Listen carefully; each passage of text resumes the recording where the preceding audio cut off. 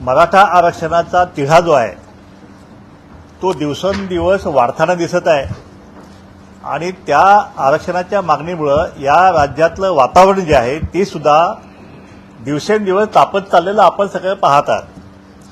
गेल्या 14 तारखेला मराठा समाजाचे नेते जरांगे पाटील यांनी अंतरवाली सराटी या ठिकाणी एक विराट सभा घेतली मराठा समाजाची। भर उन्हामध्ये एवढी मोठी सभा जी आहे ती महाराष्ट्रानं पहिल्यांदाच पाहिलेली आहे आणि एवढी मोठी सभा जरांगे पाटलांनी मराठा आरक्षणासाठी घेतली त्याबद्दल सर्वप्रथम महाराष्ट्राच्या ओबीसीच्या समाजाच्या वतीनं आम्ही त्यांचं अभिनंदन करतो। कारण मराठा आरक्षणाला ओबीसी समाजाचा विरोध नाही हे आम्ही वारंवार स्पष्ट केलेलं आहे। फक्त आमची म्हणणं एवढंच आहे की मराठाला आरक्षण द्या पण ओबीसीतलं देऊ नका ही साधीसुधी आमची मागणी आहे। परंतु परवाचा जो मेळावा त्यांचा झाला त्याच्यामध्ये त्यांनी स्पष्टपणे पुन्हा एकदा हा प्रचंड मोठा मेळावा घेऊन सरकारवरती एक फार मोठं धडपण त्यांनी आणलेलं आहे आणि त्या मेळाव्यामध्ये प्रमुख मागणी अशी होती त्यांची की या राज्यातील मराठा समाजाला सरसकट कुणबी समाजाचं प्रमाणपत्र देऊन ओबीसी समाजात प्रवेश करावा आणि नेमकं ह्याच मागणीला महाराष्ट्रातील ओबीसी समाजाचा हा विरोध आहे। हा विरोध कशासाठी आहे तर ओबीसी समाज आहे 55 ते 60% महाराष्ट्रामध्ये आणि त्यांना 27% फक्त आरक्षण आहे आणि असं असताना इतका मोठा 32% असलेला समाज जो आहे तो जर तुम्ही याच्यामध्ये जर घातला तर ह्या गरीब ओबीसी समाजावरती छोट्या छोट्या जमान्यात तेली माळी साळी कुष्टी कुंभार वडार गाववाड्यातली ही माणसं जी आहे मंडळी आहेत ह्यांचं आरक्षणाचं 3-13 झाल्याशिवाय राहणार नाहीत आणि म्हणून ह्या मागणीला आमचा विरोध आहे। वास्तविकता मराठा समाजाचे 58 मोर्चे निघाले त्या 58 मोर्चाची मागणी काय आहे हे सुद्धा मला ह्या महाराष्ट्राला सांगावं लागेल की त्या 58 शांततापूर्व मार्गाने निघालेले जे मोर्चे आहेत त्यांची मागणी अशी होती की मराठा समाजाला आरक्षणाची आवश्यकता आहे आणि त्यामुळे कुणाच्याही आरक्षण धक्का न लावता 50% वरती वेगळा प्रवर्ग करून आम्हाला आरक्षण द्यावं अशी साधीसुधी मागणी मराठा आरक्षणानं केली, मराठा समाजाने केली। त्याला महाराष्ट्रातील तमाम ओबीसी असेल, भटकेमुक्त असेल, धनगर समाज असेल सगळ्यांनी पाठिंबा दिला। परंतु ज्यावेळी एससीबीसी कायदा ज्यावेळी संमत झाला आणि तो कायदा ज्यावेळी सुप्रीम कोर्टामध्ये त्याचा निकाल लागला आणि त्याच्यामध्ये तो कायदा टिकला नाही काय त्यामध्ये ते केलं होतं की त्यांनी एससीबीसी नावाचा वेगळा प्रवर्ग केला होता। 50% वरचं हे आरक्षण दिलं होतं त्याच्यामध्ये 16% आरक्षण महाराष्ट्र सरकारनं त्यांना देऊ केलं होतं। हायकोर्टानं ते 13% आणि 12% असं शैक्षणिक आणि नोकऱ्यामधलं आरक्षण केलं परंतु तो जो कायदा जो आहे तो कायदा महाराष्ट्र सरकारला टिकवता आला नाही। वास्तविक पाहता तामिळनाडू सरकारने शेड्यूल 9चा उपयोग करून 69% आरक्षण घेतलं होतं। महाराष्ट्र सरकारला त्यावेळी कुणी अडवलं होतं शेड्यूल 9 मध्ये त्यांनी समावेश न करायचा। त्यांनी शेड्यूल 9 मध्ये जर तो प्रवेश केला असता शेड्यूल 9चे जर बेनिफिट घेतला असता तर महाराष्ट्रातील मराठा समाजाला एससीबीसीचं आरक्षण किमान 10 वर्ष मिळालं असतं व ही चूक कुणाची आहे तर सरकारची आहे। मग आता सरकारच्या चुका आणि भोगा लावायचं ओबीसीला हे आम्हाला मुळीच मान्य नाहीये। तुम्हाला ते आरक्षण टिकवायसाठी जे काय करायला पाहिजे सरकारने ते करायला पाहिजे होतं। जी बाजू सरकारने मांडायला पाहिजे सुप्रीम कोर्टामध्ये त्यासाठी सरकारला अपयश आलेलं आहे आणि म्हणून त्याची ओबीसी मराठा बांधवांनी त्याची शिक्षा ओबीसीला देऊ नये अशी आमची हात जोडून विनंती आहे। मोठा मेळावा घेतला म्हणून आरक्षण असे होत नाहीये। मी यापूर्वी सांगितलं की पंढरपूरमध्ये मी धनगर समाजाचा एवढा मोठा मेळावा घेतला होता की पंढरपूर शहर पॅक झालं होतं। पंढरपूरच्या इतिहासामध्ये कधी नव्हे एवढे पंढरपूरची दारं बंद करायला लागली होती। देशाचे पंतप्रधान अटल बिहारी वाजपेयी त्या मेळाव्यामध्ये येऊन ढोल बडवून त्यांनी सांगितलं की आम्ही आरक्षण एसटी आरक्षण देऊ म्हणून सांगितलं होतं पण ते आरक्षण आज तागा दिलेलं नाही। त्यामुळे मोठा मेळावा घेतला म्हणून आरक्षण असं होत आहे फक्त त्या मेळाव्याचा सरकारी यंत्रणेवरती दबाव वाढवण्यासाठी मात्र उपयोग होतो आणि तो जरांगे पाटलांनी केला त्याबद्दल आम्ही त्यांचं अभिनंदन केलेलंच आहे। माझी पुन्हा एकदा आपल्या माध्यमातून महाराष्ट्रातील तमाम मराठा समाजाला जरांगे पाटलांना बाकी आणखी मराठा समाज नेते असेल त्यांना विनंती आहे की आपण हे ओबीसीमध्ये घालण्याची जी मागणी जी आहे ती आपण करू नये। या समाजाचं जे शिळी भाकरी जी आहे ती हिसकावून घेऊ नये अशी मागणी जी आहे अशी विनंती वजा जी आहे ती मी महाराष्ट्रातील मराठा समाजाला करत आहे, सरकारवर सुद्धा करत आहे। कारण जर सरकारनं एवढ्या मोठ्या वेळाचं दडपण घेऊन जर अशी काय निर्णय घेतलाच की मराठा समाजाला कुणबी सरसकट कुणबी प्रमाणपत्र देऊन ओबीसीमध्ये घुसवण्याचा प्रयत्न केला तर महाराष्ट्रातला ओबीसी समाज हा ताकदीने रस्त्यावर उतरून त्याला विरोध करायला राहणार नाही. आता या ठिकाणी मेळावा प्रचंड मोठा मेळावा घेतला, सरकार दडपण आलेला आहे. त्यामुळे आता ओबीसीला सुद्धा एक फार मोठा महामेळावा जो आहे तो घेण्याची आता वेळ ओबीसीवर आलेली आहे. आणि त्यामुळे आजच्या पत्रकार परिषदेमध्ये मी ओबीसींचा एल्गार महामेळावा जो आहे तो मराठवाड्यामध्ये होणार असं जाहीर करत आहे. या ठिकाणी मराठवाड्यातील नेते या ठिकाणी उपस्थित आहेत. या ठिकाणी टी.पी. मुंडे साहेब उपस्थित आहेत. त्या ठिकाणी हरिभाऊ शेळके या ठिकाणी उपस्थित आहेत. प्राध्यापक साठे परवडून या ठिकाणी उपस्थित आहेत. आणि ह्या मराठवाड्यामध्ये 10 नोव्हेंबरला हा मेळावा, हा ओबीसींचा महामेळावा जो आहे, एल्गार मेळावा हा संपन्न होत आहे. आणि तो मेळावा जो आहे त्या मेळाव्यासाठी महाराष्ट्रातील तमाम मराठवाड्यातील लाखोंचा जनसमुदाय जो आहे तो हिंगोली या ठिकाणी हा मेळावा होत आहे. आणि त्या ठिकाणी ओबीसींची ताकद काय आहे हे सुद्धा आम्ही महाराष्ट्राला आणि देशाला आणि सगळ्या सरकारला आम्ही दाखवून देणार आहोत. आणि अशा प्रकारे हा मेळावा जो आहे, ह्या मेळाव्याविषयी आपल्याला आमचे नेते टी.पी. मुंडे साहेब हे विश्लेषण करतीलच. तत्पूर्वी या ठिकाणी जरांगे पाटलांनी त्या दिवशीच्या सभामध्ये ज्या मागण्या केल्या, मी आधी बोललो की जरांगे पाटील प्रत्येक मेळाव्यामध्ये मागणी बदलत आहेत. की पहिल्यांदा त्यांनी मागणी केली की निजामाच्या नोंदी घ्याव्यात, त्याप्रमाणे आरक्षण द्यावं कुणब्यांचं. त्यानंतर समितीची मागणी केली. त्यानंतर सरसकट कुणब्यांची मागणी केली. त्यानंतर आता कालच्या सभेत तर पुन्हा एकदा मराठा म्हणून आरक्षण पण वेगळा वर्ग करून देण्यात यावं आणि ते 50% आत देण्यात यावं अशी पण आणखी एक मागणी केली. प्रत्येक मेळाव्यामध्ये जरांगे पाटलांच्या मागण्या ज्या आहेत त्या मागण्या बदलत आहेत असं आपल्या लक्षात येतं. पण 50% आतमधलं आरक्षण जे आहे ते कुणाला मिळतंय? जर मागासवर्गीय असेल तरच ते आरक्षण मिळतं, नाहीतर ते आरक्षण मिळत नाही. एवढी साधीसुधी ही सुद्धा जी आहे घटनात्मक तरतूद सुद्धा जी आहे ती मराठा नेत्यांना समजायला पाहिजे. घटनेचा आदर सगळ्यांनी करायला पाहिजे. त्यावेळी त्यांनी अशी ही केली की माझी अंत्ययात्रा निघेल, जर आरक्षण मिळालं नाही तर अंत्ययात्रा निघेल. परंतु माझी त्यांना विनंती आहे की अशा अंत्ययात्रा यापूर्वी अनेक निघालेल्या आहेत.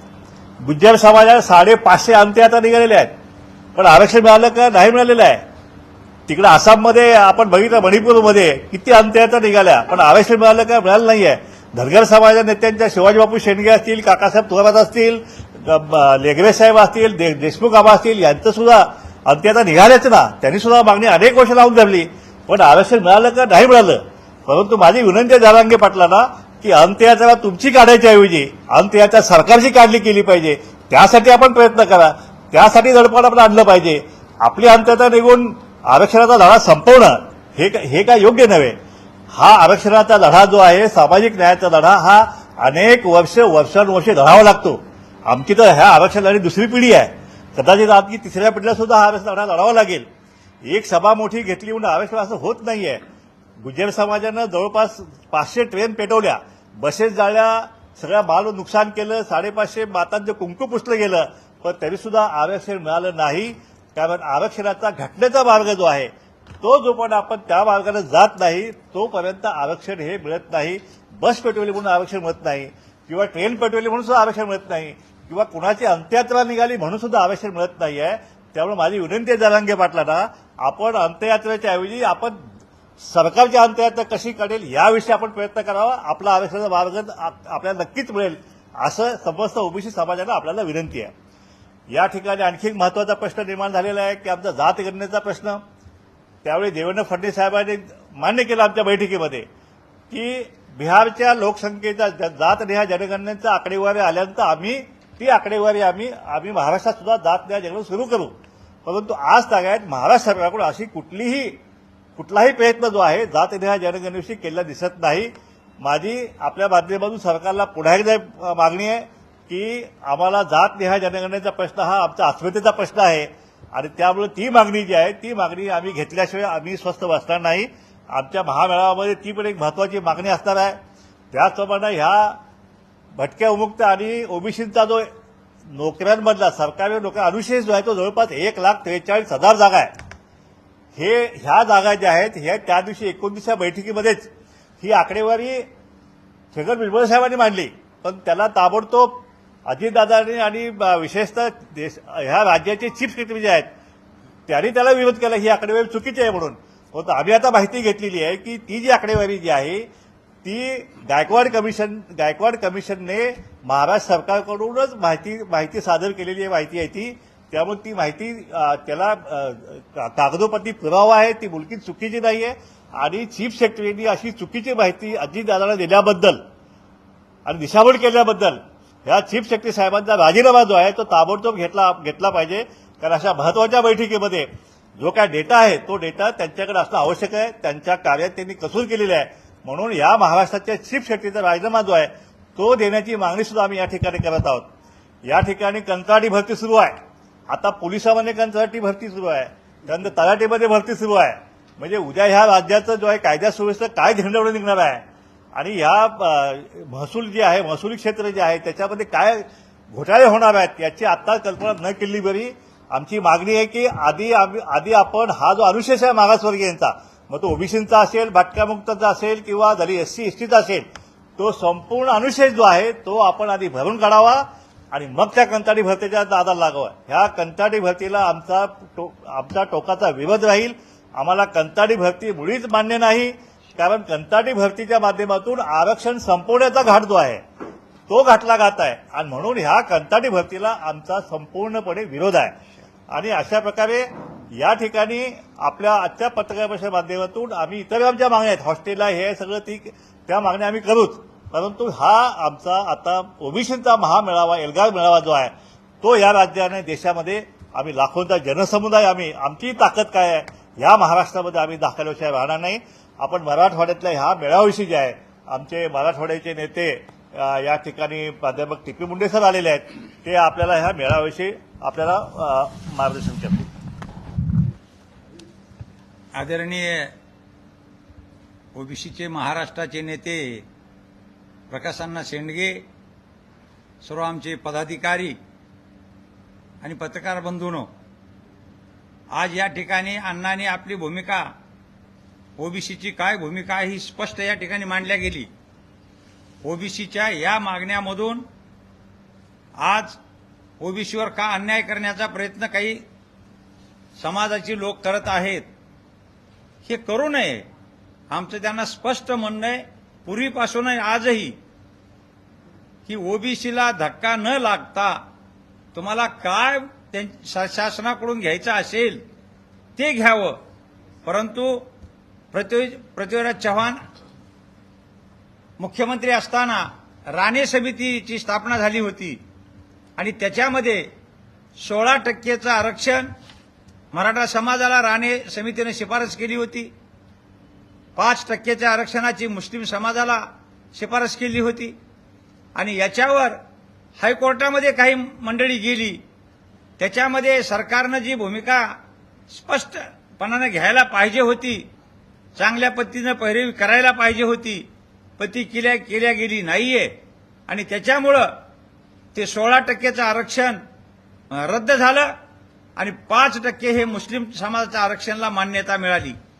परंतु त्याच्यानंतरच्या सरकारनं हे मुस्लिम समाजाचं सुद्धा आरक्षण लागू केलं नाहीये. म्हणून एकीकडे मान्य झालेलं आरक्षण सुद्धा हे सरकार लागू करत नाहीये. दुसरीकडे मराठा समाजामध्ये जरांगे पाटील यांनी ज्या वेगवेगळ्या पद्धतीनं प्रत्येक मोर्चाच्या वेळेस वेगवेगळी मागणी हा प्रकार जो सुरू केलेला आहे, तर जरांगे पाटलाची भूमिका त्यांनी मराठा समाजाला आरक्षण द्यावे अशी आहे. आमचं काही दुमत नाही, आम्ही त्यांचं अभिनंदन करू. परंतु ओबीसीमध्ये जर म्हणत असतील तर त्या ठिकाणी आम्ही कठोर विरोध करू. ओबीसीच्या आरक्षणाला आम्ही कदापि धक्का लागू देणार नाहीयेत. ही ओबीसीच्या आणि भटक्या विमुक्ताची ही स्पष्ट भूमिका आहे आणि म्हणून या ठिकाणी ही भूमिका घेत असताना आत्ताच प्रकाशअण्णांनी सांगितलं, मराठवाड्यामध्ये ओबीसी आणि भटक्या विमुक्ताचे आम्ही एक मोठा मेळावा घेत आहोत. तो मेळावा औरंगाबाद जिल्हा, जालना जिल्हा, बीड जिल्हा, उस्मानाबाद जिल्हा, लातूर जिल्हा, नांदेड जिल्हा, परभणी जिल्हा, हिंगोली जिल्हा या 8ही जिल्ह्यामधील ओबीसी आणि भटक्या विमुक्ताच्या समाज बांधवांनी मोठ्या संख्येनं हजर राहावं, कारण हीच वेळ आहे आता की आपल्याला त्या ठिकाणी बाहेर पडण्याची आणि आपली शक्ती आपण ताकद या सरकारला दाखवून देऊया.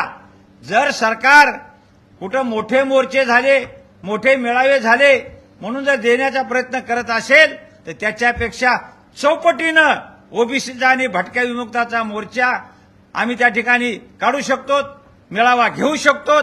म्हणून या ठिकाणी सरकारला आम्हाला सूचनावजा विनंती करायची आहे की आपण या ठिकाणी कुणाचा मोर्चे काढल्यानं किंवा अन्य काही केल्यानं दबावाखाली न जाता कायदेशीर पाहूनच त्या ठिकाणी आपण आरक्षण हे करावं.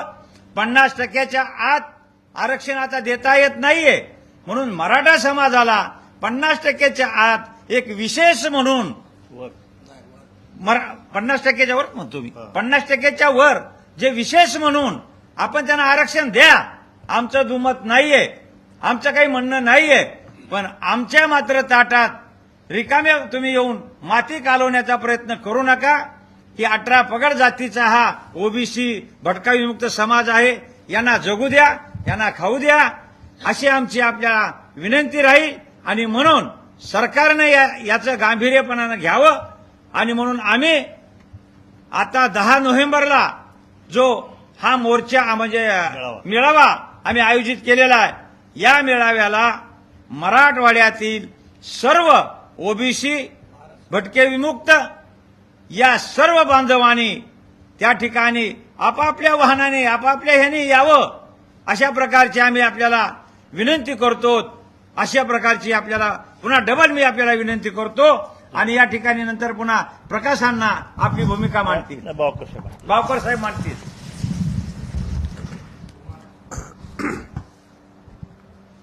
ओबीसी जनमोर्चाचे अध्यक्ष आदरणीय प्रकाशअण्णा शेंडगे साहेब, बाकी सर्व पदाधिकारी आदरणीय मुंडे साहेब, तांडेल साहेब, दशरथदादा पाटील साहेब, दुसरे प्राध्यापक साठे साहेब, या ठिकाणी शेळके साहेब आणि आमचे म्हात्रे साहेब, मयेकर साहेब आणि म्हात्रे साहेब, सगळी मंडळी या ठिकाणी आलेले आहेत पदाधिकारी. खरं तर जी आज पत्रकार परिषद आम्ही या ठिकाणी घेतो आहोत, कुणाला आव्हानाला प्रति आव्हान देण्यासाठी नाही. आमचे जे न्याय्य हक्क आहेत, संविधानानं जे आम्हाला अधिकार दिलेले आहेत, त्या अधिकारांचं, त्या आरक्षणाचं संरक्षण करण्याच्या दृष्टिकोनातून आमची ओबीसींची ही सगळी धडपड चालू आहे. त्यामुळे कुठल्याही समाजानं आम्ही कुणाच्या विरोधात आहोत असं समजू नये. दुर्दैवानं जेव्हा आम्हाला आमची भूमिका आमच्या हितासाठी मांडायची असते, त्यावेळेला एखादा समाज असतो, त्यांचं नुकसान होऊ शकतं किंवा त्यांना त्यांच्या विरोधामध्ये आम्ही काहीतरी कृती करतो आहोत असं वाटत असेल, परंतु आम्ही आमच्या हक्कासाठी, ते आमचे हक्क जे आहेत ते अबाधित ठेवण्यासाठीच ही लढाई लढतो आहोत. आता या ठिकाणी माननीय अध्यक्ष प्रकाशअण्णा शेंडगे यांनी 10 नोव्हेंबरचा जो महामेळावा, एल्गार महामेळावा हा मराठवाड्यातच आपण घेणार आहोत, मुंडे सर बोलले त्याप्रमाणे, आणि तो देखील हिंगोलीला आपण घेतो आहोत आणि तो देखील न भूतो असा त्या ठिकाणी मेळावा होईल. आणि त्या ठिकाणी देखील आम्ही या बाबतीमध्ये आवाज उठवणार आहोत. अलीकडे एका बाजूला मराठ्यांचं आरक्षणासाठी आंदोलन सुरू आहे आणि दुसऱ्या बाजूनं या महाराष्ट्रातल्या शासकीय नोकऱ्या या कंत्राटावर देण्याच्या बाबतीमध्ये मोठे प्रयत्न होत आहेत राज्य सरकारकडून. म्हणजे एका बाजूनं आरक्षण, या ठिकाणी आरक्षणाच्या मागण्या होतात, जे आहेत आरक्षणाचे लाभार्थी आहेत त्यांना आरक्षण मिळू नये असे देखील प्रयत्न सुरू झालेले आहेत. आणि त्यामुळे आपलं सगळं लक्ष आरक्षण पाहिजे म्हणून जो समाज आज मराठा समाज मागतोय तिकडे लक्ष आहे, आणि इकडं आमच्या वाट्याला येणारं आमच्या हक्काचं जे काय आरक्षण आहे ते सगळं काढून घेतलं जात आहे. या महाराष्ट्र राज्यामध्ये कंत्राटी नोकर भरती करण्यासाठी 9 एजन्सीज नेमल्या गेलेल्या आहेत. या एजन्सीज ज्या आहेत, या एजन्सीच्या माध्यमातून नोकर भरती केली जाईल आणि या ठिकाणी ओबीसीचं किंवा SC STचं आरक्षण हे संपुष्टात आणलं जाईल. 29 सप्टेंबरला माननीय मुख्यमंत्री एकनाथजी शिंदे साहेब आणि दोन्ही उपमुख्यमंत्री फडणवीस साहेब आणि अजित पवार साहेब आणि ओबीसी मंत्री यांच्या समवेत जी ओबीसींची महाराष्ट्रव्यापी जी बैठक झाली, त्या बैठकीमध्ये अनुशेष ओबीसींचा जो अनुशेष आहे त्याच्या बाबतीमध्ये आम्ही त्या ठिकाणी आमचे विचार मांडले आणि हा अनुशेष भरून काढण्यासाठी आपण प्रयत्न करावेत असं आम्ही म्हटलं. त्यावेळेला काही आकडेवारी भुजबळ साहेबांनी त्या ठिकाणी दिली, मात्र उपमुख्यमंत्र्यांना ती अमान्य झाली. परंतु त्यांनी जी आकडेवारी दिली ती शासकीय आकडेवारी, अधिकृत आकडेवारी होती. मी या ठिकाणी आपल्याला त्या बाबतीतली जी आकडेवारी आहे ती सगळ्याच बाबतीतली सांगणार नाही, परंतु एकूण पदं किती, त्याच्यामधली भरली किती आणि त्याच्यामध्ये ओबीसी आपले सगळ्यांचे डोळे उघडणारी आहे. हे कंत्राटी कामगार ज्या वेळेला ओबीसीचं आणि ओबीसीचं नुकसान नाही तर अखंड आहे. काही नोकरी, शासकीय नोकरी मिळावी म्हणून जो स्वप्न पाहतो आहे, या सगळ्यांच्या स्वप्नांचा भंग करण्याचं जे दुष्कृत्य आहे ते राज्य शासनाकडून केलं जाणार आहे. मी या ठिकाणी आपल्याला एक आकडेवारी देतो की महाराष्ट्रामध्ये एकंदरीत मंजूर पदं आहेत 14,27,608. त्यापैकी भरली गेलेली आहेत ती 10,96,453 आणि या 10,96,453 मध्ये खुल्या प्रवर्गामधून भरली गेलेली किती आहेत तर 5,74,396 म्हणजे निम्मी खुल्या प्रवर्गातली. आणि ते कोण खुल्या प्रवर्गातले जे कर्मचारी असतील ते कोण असतील ते आपण समजू शकतो. आणि त्याच्यामध्ये इतर मागास वर्गाचे जे कर्मचारी आज सरकारी सेवेमध्ये आहेत ते आहेत 1,36,725 म्हणजे फक्त 12.47. आणि इतर मागास वर्गाचे 27% आरक्षणाप्रमाणे किती असायला पाहिजेत तर ते 2,96,042 असायला पाहिजे होते. 2,96,042 म्हणजे जर आता आपण जर 27% प्रमाणे जर आपण कॅल्क्युलेशन केलं तर ओबीसींच्या ज्या जागा आहेत त्या साधारणपणे 1,59,317चा त्या ठिकाणी बॅकलॉग आहे, अनुशेष आहे. चतुर्थ श्रेणीपासून प्रथम श्रेणीपर्यंत एवढा जो बॅकलॉग आहे तो ओबीसींचा आहे. आणि हा बॅकलॉग भरून काढण्याच्या दृष्टिकोनातून आम्ही त्या ठिकाणी आग्रह धरला आणि राज्य शासनानं सांगितलं की आम्ही स्पेशल ड्राईव्ह घेऊ, विशेष भरती मोहीम घेऊन हा जो काही जर अनुशेष असेल तर तो आम्ही भरून काढू. त्याच्यासाठी संपूर्ण महाराष्ट्रातल्या सरकारी सेवेतील जे काही कर्मचारी वर्ग आहेत त्यांचा आम्ही म्हणजे माहिती घेऊ, सर्वे करू आणि त्याप्रमाणे आम्ही करू अशा प्रकारे सांगितलं गेलं आहे. परंतु आमचा त्याच्यावर कुठलाही विश्वास नाही. त्याचं कारण असं की दुसऱ्या बाजूने एजन्सी कंत्राटी नोकर भरती करण्यासाठी एजन्सी नेमल्या गेलेल्या आहेत. काल परवा तर ऐकलं की पोलिसांची भरती देखील कंत्राटावर केली जाईल म्हणून, कंत्राटावर केली जाईल म्हणून म्हटली जाते. दुसऱ्या बाजूला शिक्षणाचा देखील बघा बट्ट्याबोळ कसा केला गेलेला आहे. तो 62,000 शाळा बंद करणार. ज्या काही सरकारी शाळा आहेत बाकीच्या त्या दत्तक देणार म्हणजे काय करणार, खाजगीकरण करणार. म्हणजे तुम्ही शिकायचं नाही, तुम्ही नोकऱ्या करायच्या नाहीत, तुम्ही मोलमजुरी करायची, श्रम करायचं आणि तुम्ही जगायचं फक्त. आणि हे धनदांडगे आहेत, त्यांना अधिक धनदांडगे करायचं हे सरकारचं कारस्थान आहे. आणि त्याच्यामुळे आमचा त्यांच्यावर विश्वास नाही यांचा बॅकलॉग भरेल किंवा नाही. आणि म्हणून आम्ही 10 नोव्हेंबरला जो महामेळावा घेणार आहोत त्याच्यामध्ये या सगळ्या प्रश्नांवर आम्ही आवाज उठवणार आहोत. आणि त्यानंही भागलं नाही तर संपूर्ण महाराष्ट्रामध्ये अशाच प्रकारची आम्ही पुनरावृत्ती करणार आहे. बघा या महाराष्ट्रामध्ये एक समाज प्रबळ समाज, सत्ताधारी समाज, प्रस्थापित समाज, लढवय्या समाज, ज्यांच्याकडे जमीन जागा भरपूर आहे असा समाज एका बाजूनं आरक्षण मागतोय. त्यांना जर घटनेनुसार आणि कायद्यानुसार जर मिळणार असेल तर त्याच्यामध्ये आमचा काही विरोध नाही. तो आरक्षण मागतोय. आणि दुसऱ्या बाजूनं ओबीसी समाज हा आरक्षण जे काय कुठं तुटपून जाय ते वाचवण्यासाठी धडपडतोय. मग याच्यामध्ये सगळ्यात महत्वाची जी लढाई आहे ती ओबीसीची आहे, एससीची आहे, एसटीची आहे की त्यांना आपल्या नोकऱ्या शाबूत ठेवायच्या आहेत किंवा नोकऱ्या वाचवायच्या आहेत. आपल्या पुढच्या पिढीसाठी जे काय सेवा शासकीय सेवेत काम करायचं आहे त्यांना मिळायला पाहिजे, त्याच्यासाठी धडपडतो आहे. तर सगळ्यात महत्वाचा मुद्दा जो आहे तो कंत्राटीकरणाला आपल्याला संपूर्ण महाराष्ट्रामधून आपल्याला विरोध करणं आवश्यक आहे. या ठिकाणी दुसरं असं की मंजूर पदं जर आपण म्हटली ती सगळी भरली तर 14,27,608 आहेत. आम्ही 27% आरक्षणाप्रमाणे आम्ही म्हटलं की आमचा बॅकलॉग 1,59,000 आहे, 1,59,317. पण आमची लोकसंख्या या ठिकाणी 52% असेल. आपण हे बघा, जोपर्यंत आमची तुम्ही मोजणी करत नाही, आम्हाला तुम्ही मोजत नाही, तोपर्यंत 1931च्या जनगणनेप्रमाणे 52% जी लोकसंख्या आहे ती ग्राह्य धरलीच पाहिजे. तर 52% प्रमाणे 14,27,608 मध्ये आपल्याला नोकऱ्या किमान 7,13,000च्या दरम्यान हे ओबीसीना मिळायला पाहिजेत.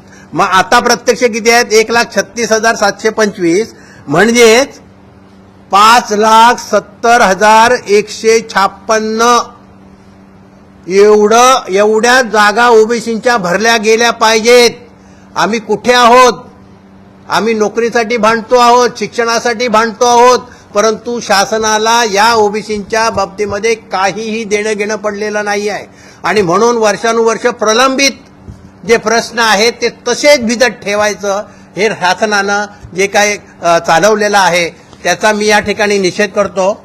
आणि या ठिकाणी मी जी तुम्हाला जी आकडेवारी सांगितली ती या ठिकाणी थांबवतो.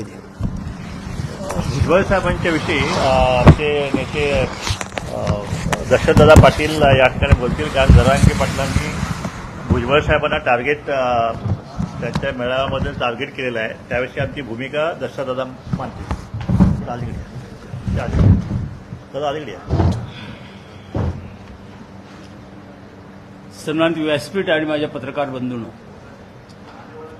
गेली काही दिवस महाराष्ट्रामध्ये अशांतता निर्माण कशी होईल अशी एक शक्ती काम करत आहे.